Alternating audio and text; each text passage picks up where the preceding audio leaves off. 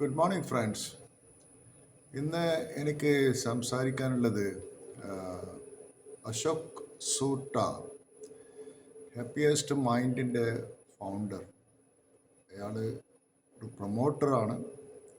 ആ പ്രൊമോട്ടർ അയാളുടെ കമ്പനിയുടെ ഹോൾഡിങ് ഒരു 6% വിറ്റ് അഴിക്കുകയാണ്. ഈ അശോക് സൂട്ടനെ കുറിച്ച് ഞാൻ ഇയാളെ ബുക്സൊക്കെ പണ്ട് വായിച്ചിട്ടുണ്ട്. I think 2 books. അശോക് സൂട്ടൻ്റെ പറയാ ഇയാൾ ഈസ് എ വെരി വെറ്ററാനാണ്. ഈ ഇൻഡസ്ട്രിയിൽ വളരെ അറിയുന്ന ഒരാളാണ്, IT ഇൻഡസ്ട്രിയിൽ. അയാൾ ആദ്യം അശോക് സൂട്ടൻ്റെ ബിസിനസ് എന്താ വെച്ചാൽ അയാൾ DCM ശ്രീറാം ഗ്രൂപ്പിലെ ഉഷ ഫാൻ്റെ ആയിരുന്നു അയാളെ കാരിയർ സ്റ്റാർട്ട് ചെയ്തത്. എനിക്ക് ഓർമ്മയുണ്ടെങ്കിൽ അത് എൻ്റെ ഓർമ്മശക്തി ശരിയാണെങ്കിൽ ഒരു 1965 ആ ടൈമിലാണ്. പിന്നെ അയാൾ ഹെഡ് ഓഫ് ശ്രീറാം റെഫ്രിജറേഷനായിരുന്നു. അവിടെ നിന്നാണ് ഇയാൾ ഈ അസീം പ്രേംജി, വിപ്രോൻ്റെ ചെയർമാൻ, ഇയാളെ വിപ്രോ ഇൻഫോടെക്കിലേക്ക്, ഹാർഡ്വെയർ കമ്പനിയിലേക്ക് ഇയാളെ വിളിക്കുന്നത്. പിന്നെ വിപ്രോൻ്റെ സ്റ്റോറി നിങ്ങൾക്കറിയാലോ. 1966 ശേഷം അതൊരു വളരെ കുതിപ്പ് കാണിച്ചൊരു കമ്പനി ആയിരുന്നു. ഈ അശോക് സൂട്ടയുടെ ലീഡർഷിപ്പിലും അന്ന് വലിയൊരു ടീമുണ്ടായിരുന്നു. അതിൻ്റെ വലിയൊരു ടീമാണ്. ഇവരൊക്കെയാണ് പിന്നെ വിപ്രോന്ന് വിട്ടിട്ട് മൈൻട്രി എന്ന് പറഞ്ഞൊരു വലിയൊരു കമ്പനി തുടങ്ങിയത്. അപ്പോൾ ഇവരെ ഹെഡ് ഓഫീസ് അന്ന് ബോംബെ നിന്ന് ബാംഗ്ലൂരിലേക്ക് മാറ്റുകയും ചെയ്തു. അത് 1996 അങ്ങനെയാണ് തോന്നുന്നത്. ഒരു ഗ്ലോബൽ സോഫ്റ്റ്വെയർ സർവീസ് കമ്പനി ആയിട്ട് അവർ ബിസിനസ് സൂം ചെയ്തിട്ട് ഈ അശോക് സൂട്ടയുടെ വളരെ ഒരു ലീഡർഷിപ്പ് അയാളെ ഉള്ളൊരു മനുഷ്യനായിരുന്നു. പിന്നെ ഇയാൾ ഈ വിപ്രോ റിസൈൻ ചെയ്തിട്ട് അയാളുടേതായ സ്വന്തം കമ്പനി മൈൻട്രി എന്നുള്ളൊരു കമ്പനി, ഒരു ഇൻ്റർനെറ്റ് കൺസൾട്ടിങ് കമ്പനി, അത് backed by Walden Global Technology Ventures and Capital International എന്നൊരു കമ്പനി ആയിട്ട് ഈ മൈൻട്രി സ്റ്റാർട്ട് ചെയ്തു. മൈൻട്രിയിൽ ഇയാളെ മാത്രമല്ല, ഈ also picked some of the good people working in Wipro. അത് ഇയാൾ കൂടെ വന്നു. അവരൊക്കെ പാർട്ട്നേഴ്സ് ഇതിൻ്റെ ഈ മൈൻട്രിയിലൊരു ഷെയർ ഹോൾഡേഴ്സും കൂടി ആയിരുന്നു. പിന്നെ Mindtree become a public limited company. അത് NSEയിലും BSEയിലും ലിസ്റ്റ് ചെയ്തു. എനിക്ക് ഓർമ്മ മൈൻട്രീൻ്റെ IPO അന്ന് വന്ന സമയത്ത് അത് ഓൾമോസ്റ്റ് 103 ടൈംസ് മോർ എന്താ പറയുക, ഓവർ സബ്സ്ക്രൈബ് ചെയ്ത ഒരു കമ്പനിയായിരുന്നു. പിന്നെ ഇയാൾ മൈൻട്രിയിൽ നിന്ന് സ്റ്റെപ്പ് ഡൗൺ ചെയ്യുന്നു. ആ സമയത്ത് മൈൻട്രി ഏകദേശം 1500 കോടിൻ്റെ മുകളിലുള്ളൊരു കമ്പനിയായിരുന്നു. 10,000 എംപ്ലോയീസിന് മുകളിലുള്ള കമ്പനിയായിരുന്നു. പിന്നെയാണ് ഇയാൾ ഹാപ്പിയസ്റ്റ് മൈൻഡ് ടെക്നോളജി എന്ന് പറഞ്ഞൊരു കമ്പനി, അത് ബാക്ക്ഡ് ബൈ കനാൻ പാർട്ട്നേഴ്സ്, പോലത്തെ JP മോർഗൻ, ഇന്റൽ ക്യാപിറ്റലൊക്കെ കൂടിയുള്ളൊരു കമ്പനി ആയിരുന്നു. അതായിരുന്നു ഈ ഹാപ്പിയസ്റ്റ് മൈൻഡിൽ താരകം. നിങ്ങൾ ഈ കമ്പനീൻ്റെ ഷെയർ ഹോൾഡിങ് ചെയ്യുന്നുണ്ടോ എന്നുള്ളത് എനിക്കറിയില്ല. ഞാൻ ഈ കമ്പനിയുടെ ഷെയർ ഒന്നും ഹോൾഡ് ചെയ്തില്ല. ഇത് ഞാൻ ഇന്ന് പറയാനുള്ള കാരണം വെച്ചാൽ ഈ പ്രൊമോട്ടേഴ്സ്, ഫൗണ്ടേഴ്സ്, അവരൊരു major share holders in the company stock വിൽക്കുന്ന സമയത്ത് നിങ്ങൾ എന്താ അതിൻ്റെ അകത്ത് നിന്ന് മനസ്സിലാക്കുന്ന ഒരു കാര്യം, വൈ ദേ ആർ സെല്ലിങ്. നിങ്ങളൊരു കമ്പനീൻ്റെ ഓണറാന്ന് വിചാരിച്ചു, നിങ്ങൾ തന്നെ ആ കമ്പനീൻ്റെ സ്റ്റോക്ക് വിറ്റ് പുറത്ത് പോവുക. അപ്പോൾ നിങ്ങളെപ്പോലുള്ള സാധാരണ ഒരു ഇൻവെസ്റ്റർ എന്ത് കോൺഫിഡൻസ് നിങ്ങളെ കമ്പനീൻ്റെ ഷെയർ വാങ്ങിക്കുക? നിങ്ങൾ ആലോചിച്ച് നോക്ക്. അപ്പോൾ നിങ്ങൾക്ക് ഈ കമ്പനീനെ കുറിച്ച് ഏറ്റവും കൂടുതൽ അറിയുന്നത് നിങ്ങൾക്ക് തന്നെ ആയിരിക്കും. നിങ്ങൾ തന്നെ ഈ കമ്പനീൻ്റെ ഷെയർ വിറ്റ് വയ്ക്കാൻ പിന്നെ എങ്ങനെ പബ്ലിക്കിനോട് നിങ്ങൾ ഷെയർ വാങ്ങിക്കാൻ പറയും എന്നുള്ള കാര്യം ഒരു ക്വസ്റ്റ്യൻ മാർക്ക്. അത് നമ്പർ 1 തിങ്.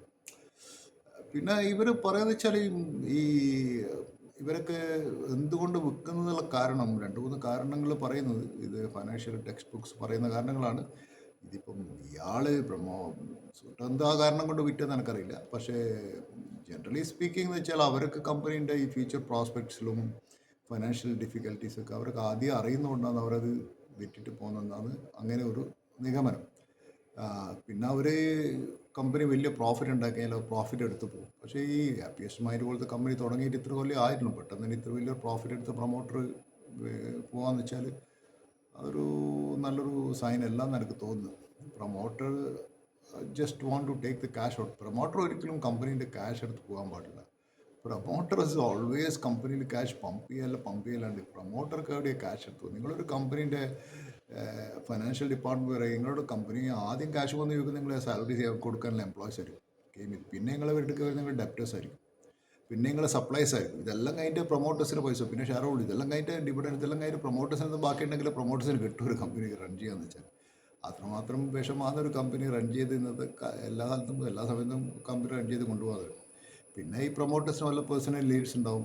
പിന്നെ കമ്പനിക്ക് വലിയ ഡെപ്റ്റ് ഉണ്ടാവും. ഇവരുടെ ഡെപ്റ്റ് റിഡ്യൂസ് ചെയ്യാനുള്ള അത് വലിയ പ്രശ്നം ഉണ്ടാവും. പിന്നെ അല്ലെങ്കിൽ ഈ ചിലപ്പോൾ ഈ സ്റ്റോക്ക് എക്സ്ചേഞ്ചുകൾ തന്നെ ഈ ഹോൾഡേഴ്സ് പ്രൊമോട്ടേഴ്സിന് ഇത്ര പെർസെൻറ്റ് ഹോൾഡ് ചെയ്യാൻ പറ്റുന്നുള്ളത് അന്നേരത്തെ അവർ കയറാൻ സാധ്യതയുണ്ട്.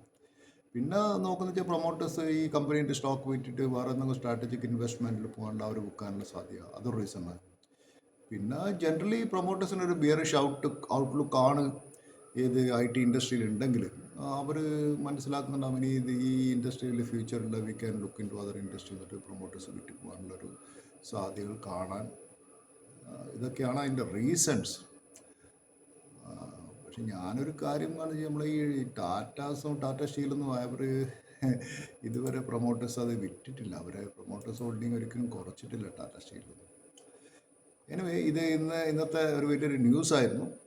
സ്റ്റോക്ക് മാർക്കറ്റ് അതിന് നല്ല പണിഷ്മെൻറ്റാണ് കൊടുത്തിട്ടുള്ളത്. ഇന്ന് ഓൾമോസ്റ്റ് നല്ല മാർക്കറ്റ് സ്റ്റോക്കിനെ ശരിക്ക് കട്ട് ചെയ്തിട്ടുണ്ട്. ജസ്റ്റ് ഞാനതിൻ്റെ നമ്പേഴ്സ് ഒന്ന് നോക്കുമ്പോൾ എനിക്ക് കാണുന്നത് ഇതിൻ്റെ മാർക്കറ്റ് ക്യാപ്പ് കാണുന്നത് 12,844 കോടിയാണ്.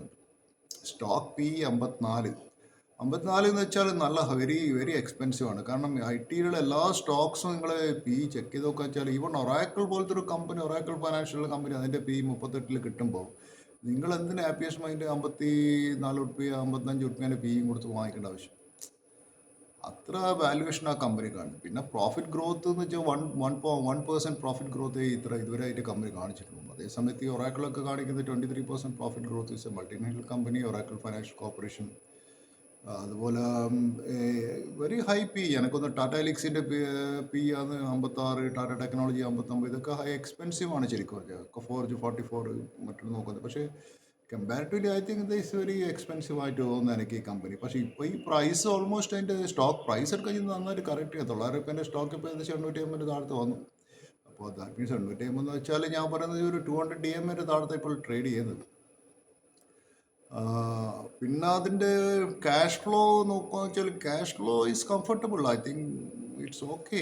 ബട്ട് വലിയൊരു ക്യാഷ് ഫ്ലോ കംഫർട്ടബിൾ ആണ്. ക്യാഷ് ഫ്ലോ നോക്കാൻ കറണ്ട് അസറ്റ് നോക്കുക വെച്ചാൽ 1778 കോടി liabilities. So it is almost double പക്ഷേ കമ്പനീൻ്റെ ഓപ്പറേറ്റിംഗ് പ്രോഫിറ്റ് ഗ്രോത്ത് നെഗറ്റീവാണ് കാണിക്കുന്നത്, -6%. Price earning 54. Price to book value പറയുന്നത് 8 times ബുക്ക് വാല്യൂ. 0.69% ഡിവിഡൻഡ് കൊടുക്കുന്നുണ്ട്. എല്ലാം കൊണ്ടും ഞാനിത് കമ്പനിയുടെ ഒരിക്കലും ഒരു ബൈ റെക്കമെൻഡേഷനിൽ ഞാൻ റെക്കമെൻഡ് ചെയ്യില്ല. ഇപ്പോൾ ഓൾമോസ്റ്റ് പ്രൊമോട്ടർ വിൽക്കുന്ന സമയത്ത് തന്നെ കമ്പനീനെ ഐ എം നോട്ട് സീയിങ്, ഞാനിതൊരു വലിയൊരു ബൈങ് ഓപ്പർച്യൂണിറ്റി ആയിട്ട് കാണുന്നില്ല. അപ്പോൾ അതാണ് എനിക്കിന്ന് ഞാൻ കണ്ട മാർക്കറ്റിൽ. പിന്നെ കമ്പനീൻ്റെ ഗ്രോത്ത് ഏർണിങ്സ് എല്ലാം വലിയൊരു ഗ്രോത്ത് ഏർണിങ്സ് ഒന്നും കാണുന്നില്ല. അപ്പോൾ അതിൻ്റെ ഫ്യൂച്ചർ എന്താണെന്നുള്ള കാര്യം എനിക്ക് പറയാൻ പറ്റില്ല. So this is what I observe from the market. ഈ റിയൽ അപ്ഡേറ്റുകൾ ഞാൻ ഈവനിങ്ങിൽ അപ്ഡേറ്റ് ചെയ്യുന്നതൊക്കെ എൻ്റെ വീഡിയോ. ഇന്നലെ ഞാൻ HDFC ബാങ്കിനെ കുറിച്ച് പറഞ്ഞിരുന്നു. സോ ഇന്ന് അതിൻ്റെ റെസ്പോൺസ് നിങ്ങൾ മാർക്കറ്റിൽ കണ്ടിട്ടുണ്ടാവും. 1700 വരെ പോവും. മേ ബി 1730 വരെ HDFC ബാങ്ക് കാണുന്നുണ്ട് ഞാൻ അതിൻ്റെ സ്കോപ്പ്. 1700 മുകളിൽ ചെയ്യുകയാണെങ്കിൽ it will go further high. So ഇന്നലത്തെ എൻ്റെ വീഡിയോ കണ്ട കൂട്ടരൊക്കെ അത് മനസ്സിലാക്കിയിട്ടുണ്ടാണ് ഞാൻ പറഞ്ഞത്. Okay, thank you for watching my video. Have A nice day. Happy trading.